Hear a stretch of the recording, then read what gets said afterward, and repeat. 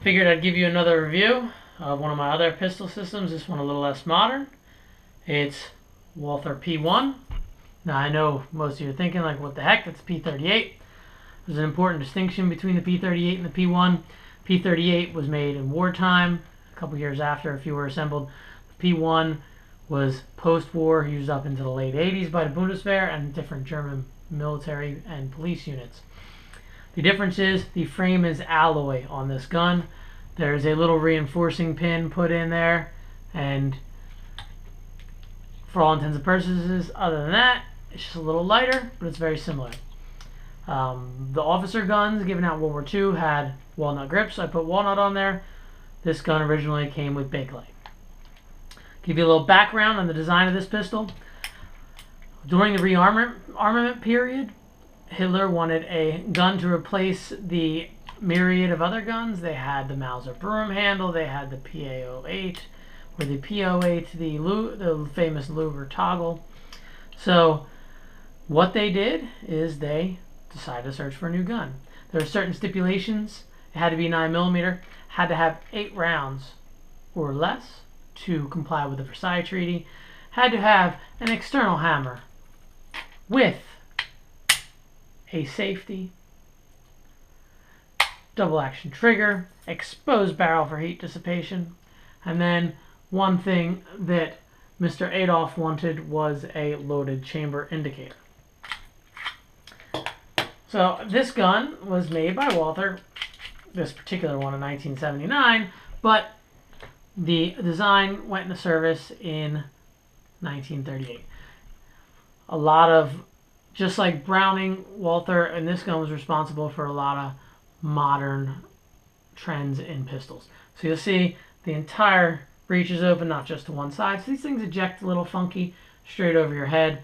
They are a workhorse gun. You know, they are military surplus or police surplus, so some of them don't have a strong rifling.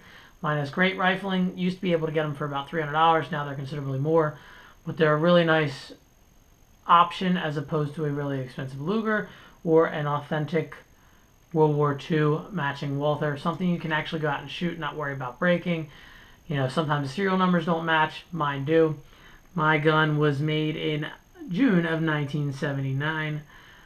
They, of course, feature all the stamps and all the workmanship and quality of a typical German gun.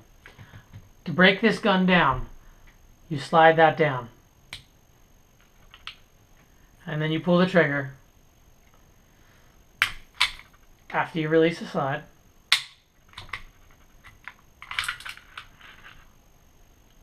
take it apart. Because of the exposed barrel, these guns have 2 different recoil springs on either side. They do wear out and get a little weak over time. It also has a locking block. So you push that up, and then of course you can take it apart. Mine has really strong rifling still. Of course you're not going to be able to see that. Traditional landing groove rifling, locking block, very simple. It pops up and out of there. To get it to go back together, of course you have to have the locking block up. If you have it down, it won't go. Conversely, if you have it together, it won't come apart. Put it back together, make sure the locking block is down. You have to depress this bad boy. I've seen countless people destroy these guns, not knowing to put that down. Push the locking block up. Put that right together. Slide the side to the rear. You're all set to go. These things have about dual 2-stage trigger. When it's to the rear, it's about 3 to 3.5 pounds. When it's to the front, it's more like 12.5. What's nice is the safety, external safety. You can drop the hammer, keep it on safe so it will not fire, or put the trigger forward. So you can carry this thing holstered on 12.5 trigger pull with the hammer down. One of the things I did was change the front sight. These front blades can be anywhere from a 1 to a 5. I went with a 3. The middle blade, the 1s I believe are for really short distance and the 5s for really long distance. The blades that come on these from the Bundeswehr are super narrow, so they're easy to get bent. This is a little bit thicker, dovetail so you can drift it either which way. It's a little bit of a work to get the back piece in, but hey, it works. The reason it's a little bit of work is because you need to take the slide apart, and of course the loaded chamber indicator is right there. This is a fun little gun in 9mm Parabellum. It's only 8 shots, so it's not the best thing in the world, but it's a lot better than the 8 warning shots in the semi-controlled throw that you always hear about. What people don't take into account is that Germany was losing the war at that point.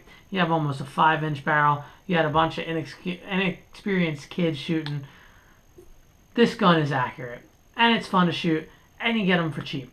So if you guys see one in a store or used, pick one up before you lose the chance of getting an authentic World War II design. These guns were used up until '88, I believe, by different varying police forces, or I guess some of them all the way up into the reunification of Germany. They're really a curio relic piece. Great snapshot in history. Antiquated, but still accurate enough to get the job done, and just a cool conversation to have sitting around. Hope you enjoyed taking a look at this Walther P-1 post-war P-38. Thank you, and enjoy your own Nordic journey.